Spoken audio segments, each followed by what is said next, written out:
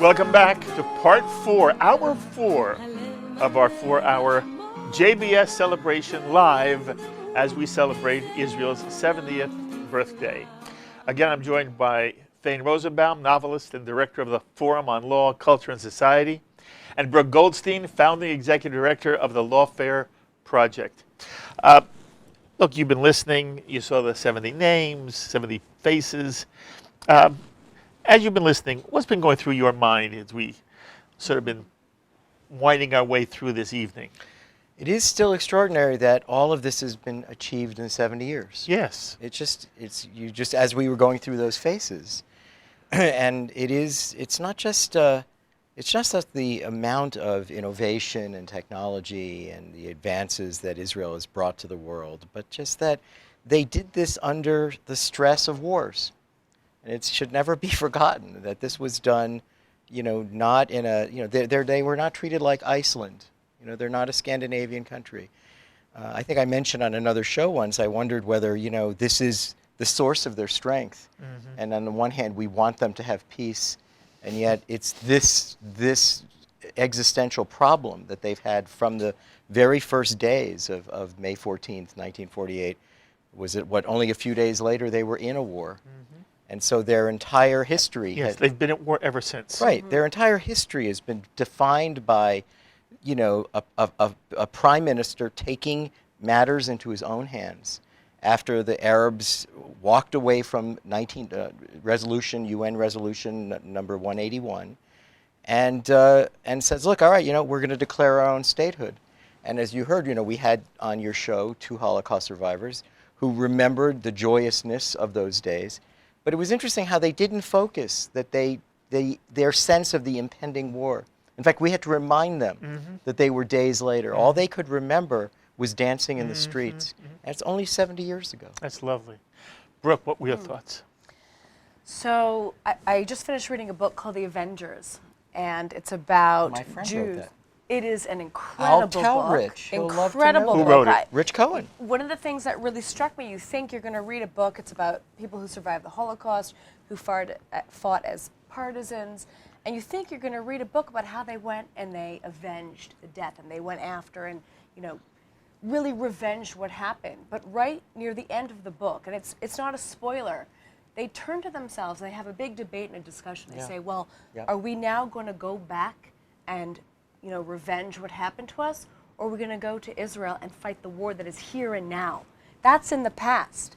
This is here and now. And we're talking about the past was like 2 weeks ago for them. And the courage and the fortitude to come from the Holocaust to then now face a new war and building a country. And the other thing that really touched me, and it was repeated by Alan Solo and also Dr. Kadar, talked a little bit about the new Jew and how Israel has created this new Jew that I think you also alluded to in the beginning of our segment, that is proud, that can stand up, that isn't the still, don't talk about it anymore. And when Abe Foxman started by saying, we have to remain positive, let's not let others define us, I couldn't help but think, but others have defined themselves by us. We think that we define ourselves by anti-Semitism and the wars that have plagued us, and Israel's constantly at war. But if you look at our founding myth or a foundation story, which everybody is alluding, saying is a miracle, we were expelled from our land. We were denied our olive tree. We were subject to colonialism, apartheid, genocide. Walls were built around us. Finally, the UN voted to give us a state, and still our sovereignty is denied. Does that sound familiar? Is that not the creation myth of the so-called Palestinian nation? So we should focus on not just how great our story is, but how, in essence, it really has inspired everyone else to pretend to be like us. That's amazing. That's amazing. When Kedar said, Mordechai Kedar said, it's not, you'll remember it better than I, something about how it's not that the Jews are out of exile, it's that the exile has been taken out of the Jew. Mm-hmm. And there is some profound truth there, yes? Absolutely. I mean, I could not think of myself as living a life where I am shy or embarrassed to speak out, to be a proud Jew, and that has defined me and defined my career, and that would clearly not be possible if we didn't have the state of Israel. But yet, going back to something Brooke started when she came and joined our show, because of the work that she does, this incredibly courageous work that she does, at the same time, she was pointing out a kind of attitude among American Jews that actually is reminiscent of a ghettoized old Jew style, which is to say, I really want to be friends with the Gentiles. And the best way to be friends with the Gentiles is to be a Jew that attacks Israel. This is my ticket. This is how I'll make my career. That same kind of style, that when, yes, there is a new Jew that was created in the aftermath of the Holocaust and the emergence of the state of Israel. By the way, but you see reminiscences of this in a. I just wanted to. In America, I don't see the Gentiles attacking Israel. In fact, I think there has, in America as a whole, there is less problem with Israel than we have in some small segments of the far left Jewish community. And that's not the topic for tonight. We do that all the time. I just want to go on record. My experience is the emails I receive from our audience, if Kathy from Fort Worth is watching tonight, you're fabulous. If Dr. Ellen from New York is here, by the way, I'm thinking of you tonight too. I'm thinking of you, Leo. I'm thinking of you, Linda. I'm thinking of all of you. Anyway, I just want to say that while I think the world, you go out into Western Europe, it's a different story. I think that the irony of contemporary Jewish life is there is an appreciation for the state of Israel throughout America that is, in some way, the strength of the American-Israeli connection. Except what? It's not true on university campuses. That's correct. And it's not true on intellectual magazines. And that's because you're now talking about the far left. Okay, hold on. That just doesn't exist, hold on. and they are Gentiles. Okay, again, I don't want to go there because you and I could spend the. And we have. Okay. To spin it on a positive note. Go ahead. In my experience, dealing with civil rights litigation on behalf of the Jewish people, what I find is that as soon as a young college Jew stands up and says, hey, my basic civil rights are being violated, I'm going to take action, the way that empowers that young Jew to become active in their community, to become a leader in the community, that is changing. When we give students the courage and the fortitude and we teach them how to stand up for themselves, it changes overnight. Lovely. All right. We have someone else joining us. He's another fabulous human being, someone I have the highest regard for, and he has done wonders in helping me, helping JBS. He's an incredible Ohev Yisrael who's been present at so many of the critical events of Israeli and Jewish life. He's like I told him he's like the Jewish Forrest Gump. He too is a past chairman of the Conference of Presidents of major American Jewish organizations. And I'm honored to say he's also a member of GEM's board of directors. It is Richard Stone. It is so lovely that you come out here for our final segment here. Now it's all about you. Yeah. Okay? The important part. Yes. So, batting cleanup. First of all, you heard an interesting interchange between Brooke and Thane, and it's one that you have strong feelings about. The extent to which you want to talk about that is fine. My real interest at the moment is how you're experiencing and how you're viewing the fact that the State of Israel is celebrating its 70th anniversary, and you've been there to see so much of it. What's your reaction? Well, I would love to get into some of the things that Thane and we'll do it in a round table time. But the truth is, Mark, I have not been watching. I was traveling to get here, yes. and I was not watching. So I suspect that at least one thing I'm going to say is going to overlap what everyone else said. There's one word that has to dominate this discussion. In Hebrew, it's nes, and in English, it's miracle. We have lived through, I am 5 years older than the State of Israel, and we have lived through a time that, if it is not the most obviously miraculous in Jewish history, is certainly going to be a candidate for it. And explain, why is it miraculous? Well, in what way? Mark, I was born in the worst moments of the Holocaust. My son and I were discussing this the other day, and the question is, it was within months of perhaps the highest rate of slaughters going on at that time.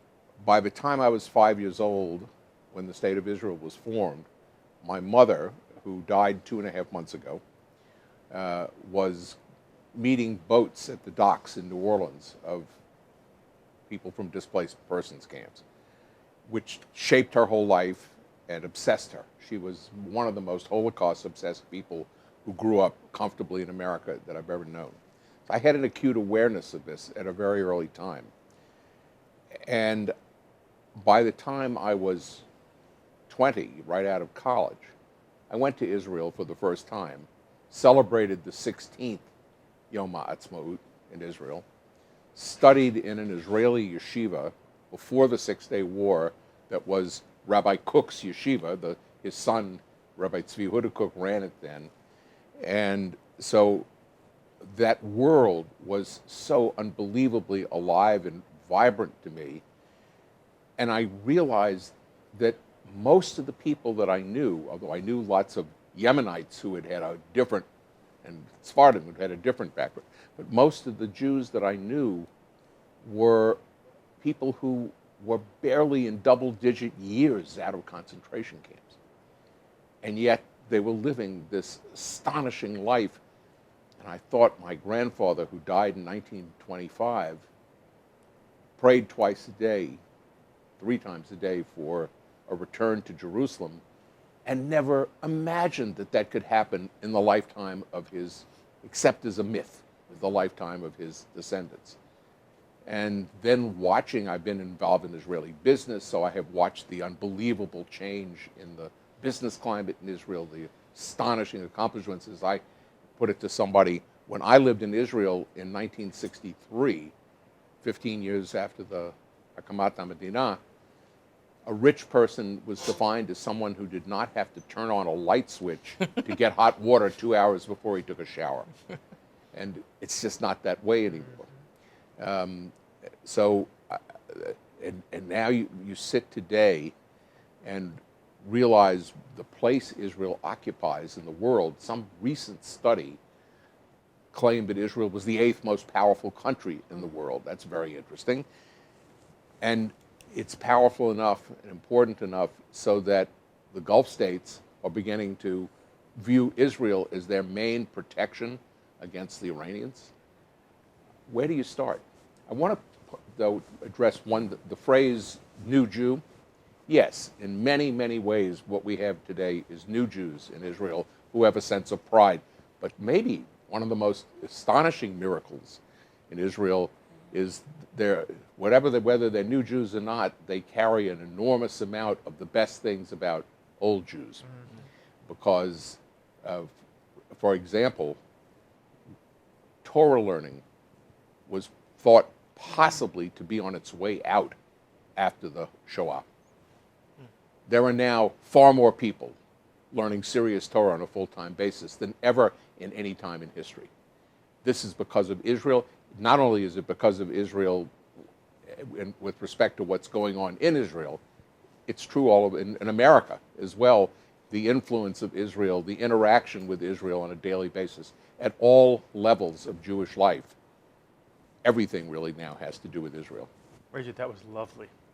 I want the three of you to hear one more clip from someone else, and then I want you to respond to it. Again, you heard Abe and Jerry said some very lovely things about the fact that there has been this cross-section of individuals here tonight, and in the spirit of Yom HaAtzmaut, when hopefully people from all sides of the Jewish spectrum join as one together in celebration.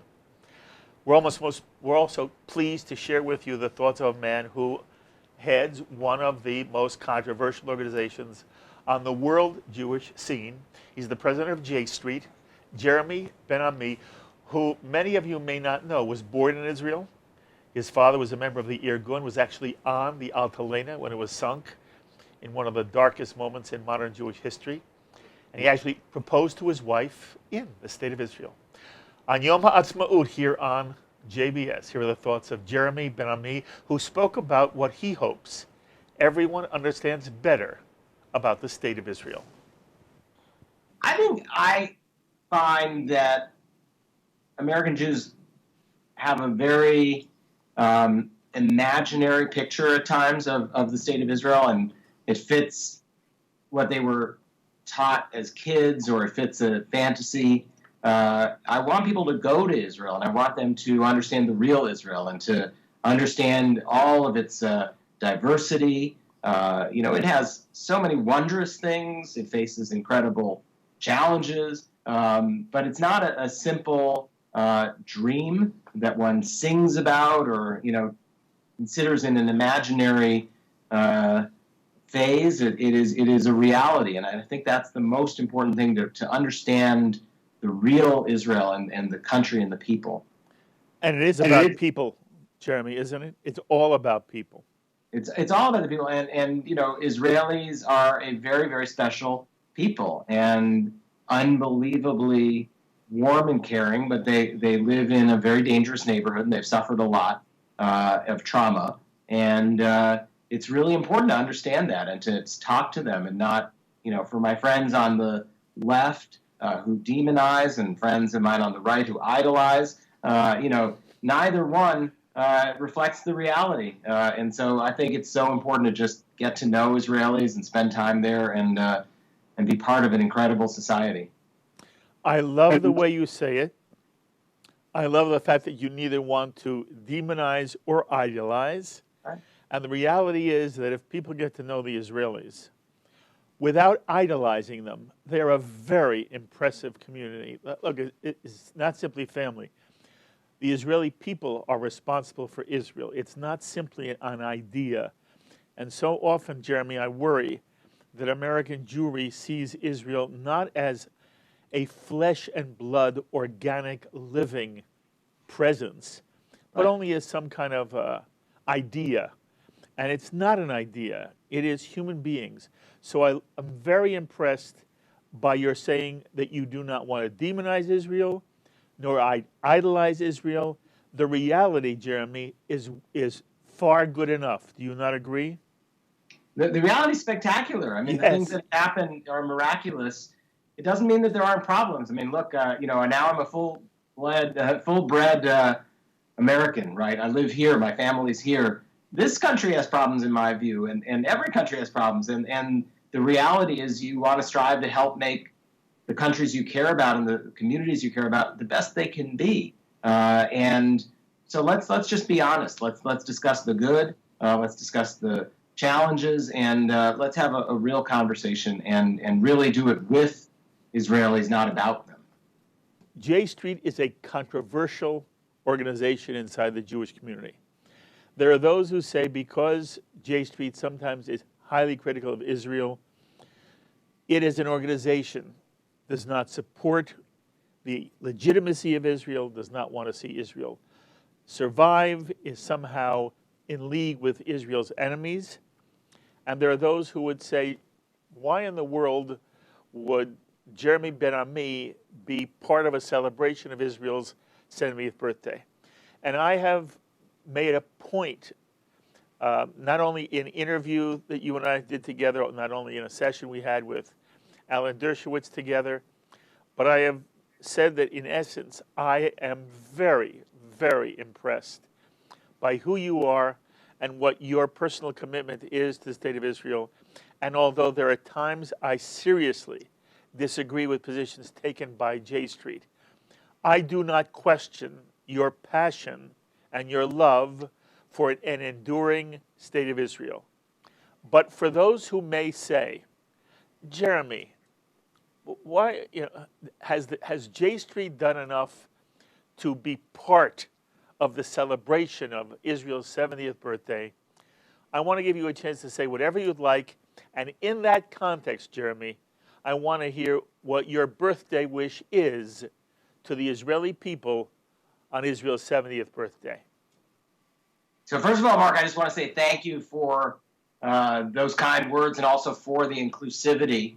And I really do appreciate that, and I think that's a real mark of a true Jew. To really want to engage. You and I both know that the wisdom of the ages of the Jewish people was derived through argument and was derived from people seeing all sides of a question. There's not clear answers to most of the questions in the universe. And so I think it's really valuable for us to be able to have a dialogue out of respect and one that then has disagreement within it. I don't think that's at all un-Jewish. And so I appreciate that very much in your approach to these issues. My wish for Israel is really simple. It's to be a normal country, right? To be a safe, secure, free, democratic state of the Jewish people that really lives up to our highest values. We learned a lot for 19 centuries as we sought our freedom and independence, and we learned a lot about what it's like not to have our freedom and to be oppressed and to be a minority. I think those values have served us well, and I think that we, as now a free people in our own land, should try to make sure we implement those values and to put that into place. And so my wish for Israel is that it becomes a fully normal nation in the community of nations and is able to live out those values, live out those ideals, and show the world the best of our tradition and what it means for the Jewish people to have a home of their own.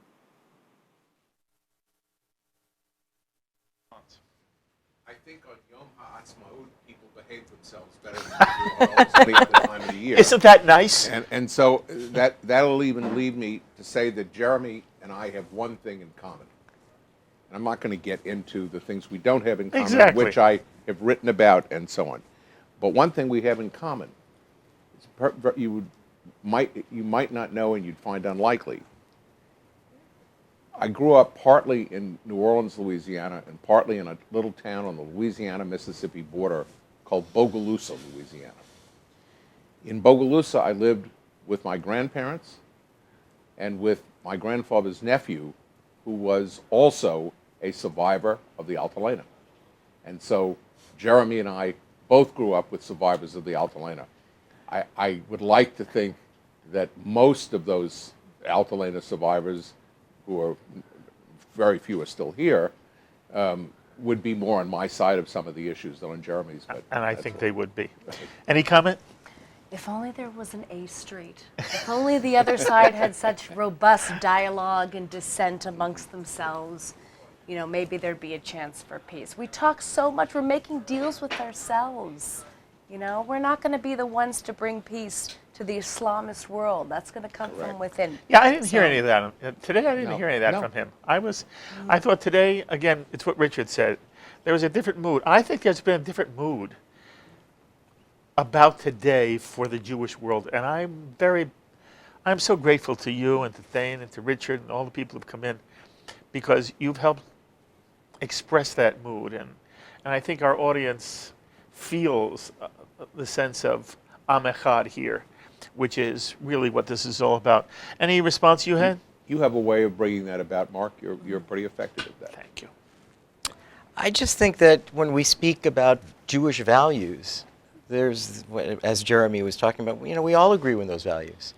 But it always feels, when I hear Jeremy or Peter Beinart, there's a real casualness about what Israel must do to live up to the values of this group. By the way, again, But- you heard but- me say I have serious But it- I have serious Right. disagreement with J Street. I was impressed tonight with what I heard, because I felt that basically what he was saying, if I didn't know it was Jeremy, I wouldn't have known it was Jeremy. Right.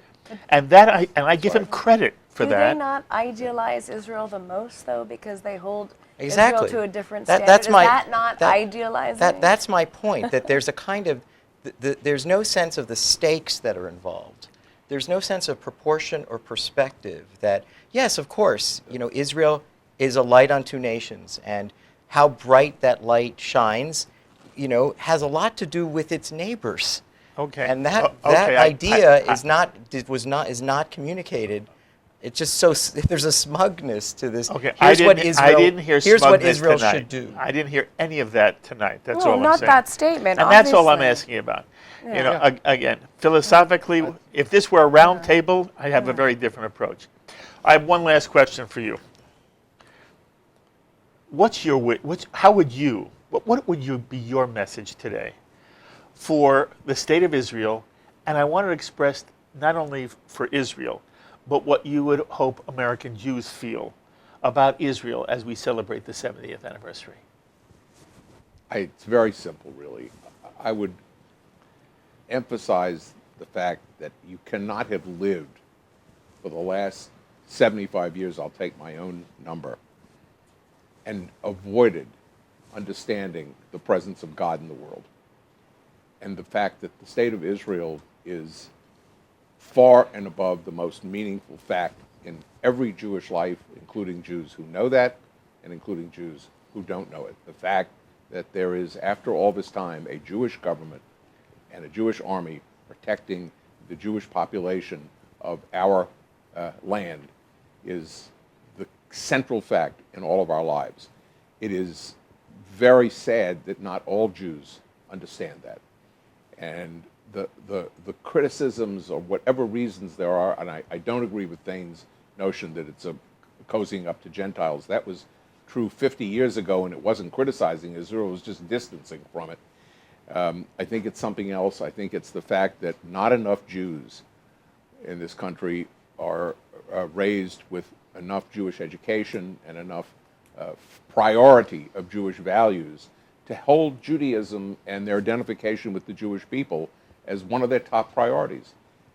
And since Jews are in the educated class by and large, they tend toward academic politics, which means left-wing politics, as a much bigger priority. And I think part of what Jeremy and others contend with is trying to keep people in the fold for whom Judaism is not one of their top priorities. Mm-hmm. I would wish that everybody would understand that look at what has happened to us in the last 75 years, the unbelievable blessed events that have taken place. Understand that it's the hand of God, and let that, even in the absence of a Jewish education, grab on to being Jewish as your priority. Amen, amen. You know, I think the world of you. And I was thinking about, you were wise even when you were young. And so you've only gotten wiser. And you have made an extraordinary contribution to the Jewish life. You're not a household name, but you should be.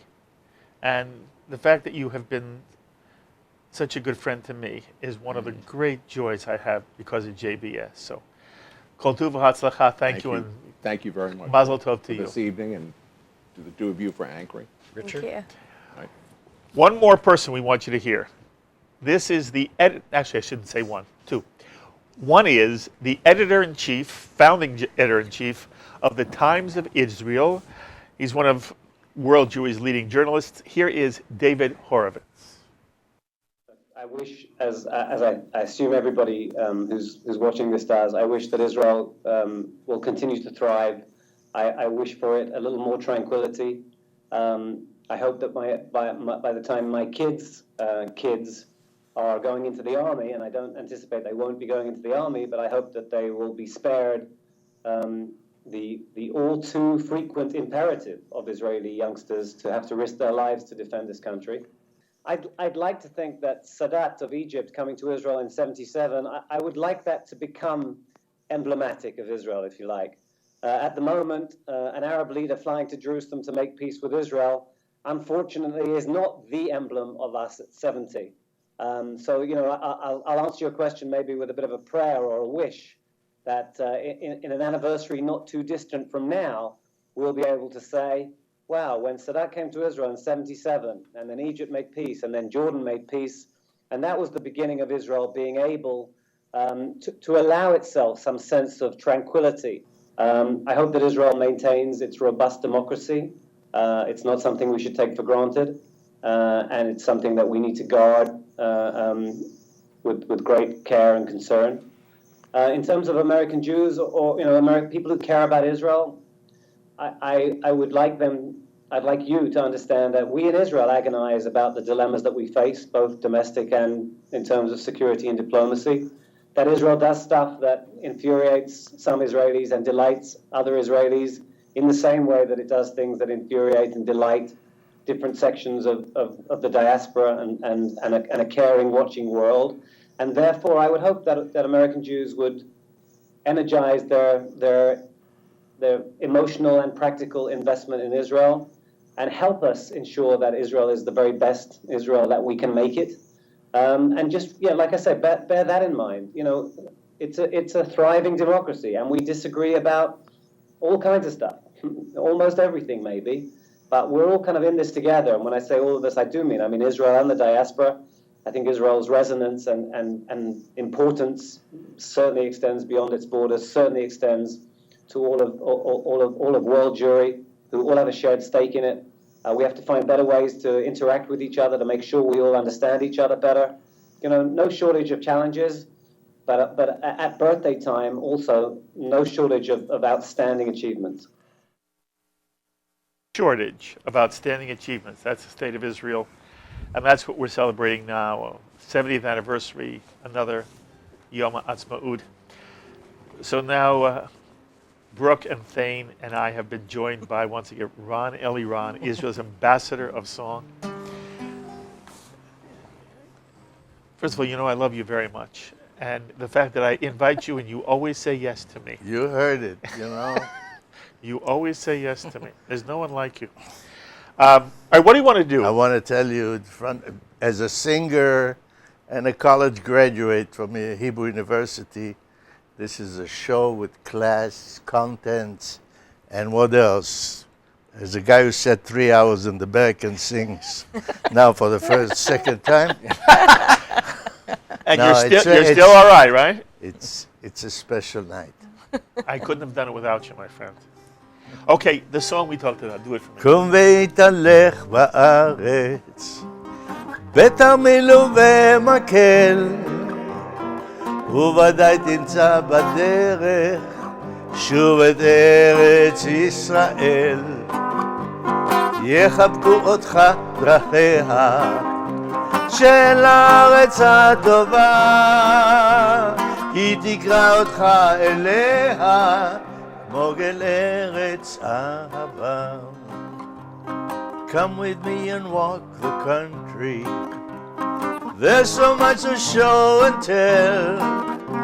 See the glory and the wonder of our Eretz Israel. Let the winding roads embrace you. Listen to the mountains call. Every little step you're taking brings you closer to your soul. So come and walk the fields, touch the sweet earth, see the beauty of the land. From the hills down to the white sands, she's your dream and she's your faith. Down the road hear the children sing, the voices ringing like a bell. And you know you love her so, and you'll always love Eretz Yisrael. Woo! Glory to Yashikoah. Thank you. Oh wait, I want you just do a few lines of Sharm el-Sheikh. I can't have you. Well, tell him why I should do it. Well, this. Tell him it's my biggest Yeah, hit this in is your- 1967. There you go. There you go. And, It's you. It's you. It's not only me, it's the country, believe me. I didn't initiate a war, but the Six-Day War had 4 hits for singers, and the 4 of them were mine. This was the biggest one. The road to Sharm el-Sheikh. גדול הוא הלילה ולך מחייך נולד עם בוקר אל שארם א-שייח עברנו בלילה בים ובהר ובאנו עם בוקר אל תוך המצר עד שארם א-שייח חזרנו אלייך שנית עד בליבנו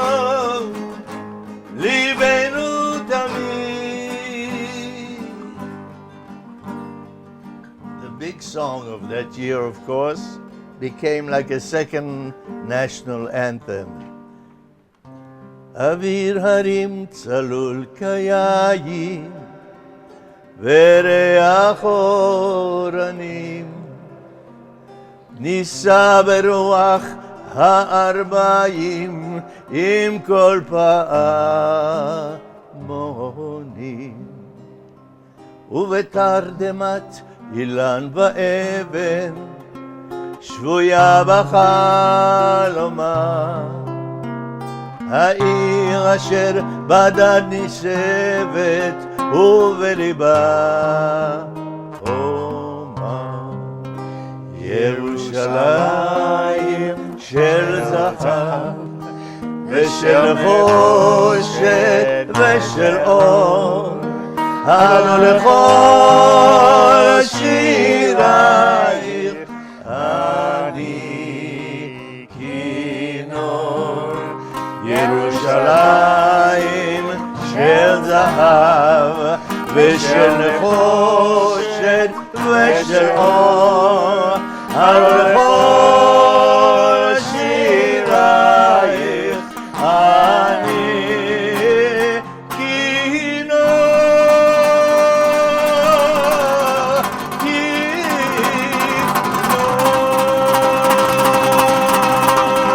Ron Eliran, Israel's ambassador of song. Thank you. I love you so much. It is so kind that you came out here. I love everything you say. I am in awe of what you do, and you should be here as much as you possibly can. And how is it being a new mommy? It's actually a mommy already. It's not so new, but it's nice, isn't it? It's the best thing in the world. I am so happy for you. Mazal tov Thank you for for you. having me. You're It's my pleasure. always welcome. And you, my friend, I don't do anything unless you sit by my side. That's why I'm here. And you always come. And you are articulate and thoughtful and wonderful, and I can't thank you enough. No, we're brothers. We're brothers. Okay, baby. One last for you to see. This is Avi Weiss. You know, he's with the Hebrew Institute of Riverdale, Emeritus, Chovevei, Yeshivat Chovevei, Chovevei what? Torah. But he really is, in so many ways, the soul of American Jewry. And so I saved him for last. Here is Avi Weiss on Yom HaAtzmaut. That God has given me life to be able to see Israel grow to the extraordinary country that it has become. It is a country that has given so much light to itself and to the larger world. And it really is a living testimony to the book of Sefer Bereshit, when God proclaims that the world was once dark, and to the darkness God said, Yehi or, let there be light. And that's precisely what Israel has become. On this, the 70th anniversary, for me, it's a time of deep and high celebration. Celebration, I pray, across the political spectrum, across the religious spectrum, and I hope that millions and hundreds of millions and billions of people around the world recognize the extraordinary achievement of what Israel has been able to accomplish. And I guess, Mark, I offer the prayer that we be able to celebrate with self-reflection, but celebrate. And I guess my deepest prayer that we come together, whatever our religious beliefs, whatever our political beliefs, that Israel be a country that's united. And the test of unity is not how we get along when we agree, but how we can get along when we disagree. So for me, Mark, this is a moment of offering thanksgiving to God, thanksgiving to God's partners, Chayalei Tzahal, and Ashrei Ha'am, blessed be the nation, Sheyesh Lo Tzava, Tzava Musari, Kitzva Ganal Yisrael, that is blessed with soldiers, I believe the most ethical, moral army on the face of the earth, including my grandchildren, Gilad and Itan and Rami, who's serving, and Ayelet is going in, and thousands, hundreds of thousands of others over the years. May they all be blessed for many, many decades to come. And may Israel be safe. May Israel be safe. May we recognize it's one of the greatest achievements in all of Jewish history, the Aliyah of Soviet Jewry, of Ethiopian Jewry, over 6 million Jews, 8 million citizens. What a moment of great and deep celebration. You know, Avi, the way you have helped all of us appreciate, understand, and embrace the Jewish state, the state of Israel, has been a gift you've given to us. And in many ways, I know, I feel, you personally share in this very special birthday. And you know how grateful I am, not only that I have your friendship and love, but that you always go out of your way to share your feelings and your thoughts with the JBS audience. And you enrich us all. Kol tu v'hatzlacha. Yom Huledet Sameach to you too, Avi. Thank you very, very much. Thank you, Mark. Mark, man, the role that I've played, of course, is such a tiny, tiny, tiny role. My voice breaks when I think about Israel and when I think about the sacrifices that over 23,000 people have made to the country. And I just saw in the ceremony how a soldier who was wounded has risen to such heights, in his particular case in sports. These are the people that deserve the credit, the people who came to Israel after this Shoah, and they built literally from the desert such a blooming country. And I know that there are issues that Israel faces, but what a moment to step back and from a distance to celebrate together as one people. And may that celebration, and may that light, and may that appreciation for the Jewish state, may it be something that we can all integrate into our lives, and may we be able to see it grow and grow and grow beyond the heights of the heavens. Amen v'amen, Avi. Thank you very, very much. Okay. God bless you. Be God bless Israel. Shalom. Shalom. There you have it. Our 4-hour tribute celebration to the state of Israel. It has blown me away to have the kind of people that I'm surrounded with. And JBS is a platform. The platform is only as meaningful as the people who are willing to come and sit here with me. And you've seen some extraordinary people tonight. My special thanks to Shahar Azani, and to you, Brooke. Thank you so much. To you, Thane. To you, Ron. I should only always sit with the three of you. And there are many, many people who you don't see who make this program possible here on JBS. I want to thank them very quickly. On camera tonight, Alex Barashan, Igor Funk, who did a spectacular job. Not here. This, somebody in Israel went out of his way to help us. Gabi Rosenberg, who's also part of the board of directors of JBS. And I want to thank George at Classic Graphics. As Brooke said, these pictures that he did are fabulous, and you get the Golub picture. So thank you, George. That's Classic Graphics in Stamford, Connecticut. Fabulous job. My thanks also to Tisha Bader. Thank you, Tisha. John McDevitt, Cordelia Saporin, Jesse Flores. Also to Jan Weiss, who came in and did a fabulous job for me on the phones.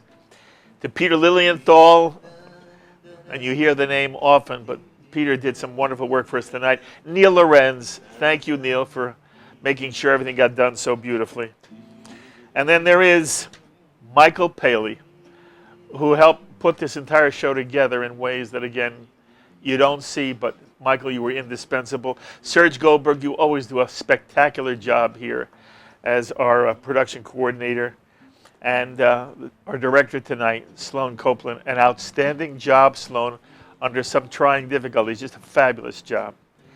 Dara Golub, it wouldn't have been done without you and the way you coordinated this and orchestrated this, our JBS's associate director. Thank you, Dara, very, very much. And to the producer of so much of what you CE and here on JBS, the senior producer here at JBS, Carol Lilienthal. To all of you, I thank you so much. Look, you heard some very lovely things said by Abe and by Jerry. The reality is, as the people say at the beginning of every show, we are a nonprofit. We're like every other nonprofit. We rely on you for the financial support necessary. I don't know where you're going to see programs like this outside of JBS. If this is important to you, if this is meaningful to you, if somehow JBS adds to your life, if Friday night service is live every Friday night and all the Yom Tovim, if they mean something to you, if being able to see Brooke and Thane and Jerry and Abe and the Glucks who came, who came tonight, and all the people who you either saw sitting in this chair or you saw on television, if this means something to you, then look, we can't do it without your support. And what better time than now, celebrating Yom HaAtzmaut. If you care about Israel and the future of American Jewry, please support JBS. Israel is family. Whenever you get off a plane in Israel, you feel at home. I feel at home. As much as I love the United States of America, and this is my home, there is a feeling of home in Israel as well. I hope any of you who have not been to Israel yet, that you make a concerted effort to visit this extraordinary country of extraordinary people. And of course, it's always about people. And to the people of Israel, I want to end as we began. Mazal Tov, congratulations on your milestone, a milestone in contemporary Jewish life.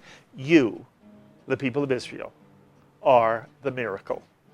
And here on JBS, we will do everything we can with people like Thane and Brooke and Ron to help educate Americans to the truth about Israel and to hopefully inspire greater commitment to and identification with the state of Israel. And may this 70th anniversary only be the beginning. And we end with one last video. Some very moving comments from those who are intimate with Israel, Israeli life, and who are speaking passionately about their pride in the Jewish state. I thank you, my friends, for being part of JBS's special celebration of Israel at 70. Until the next time, I'm Mark Golub. Be well, and Am Yisrael Chai. Amen.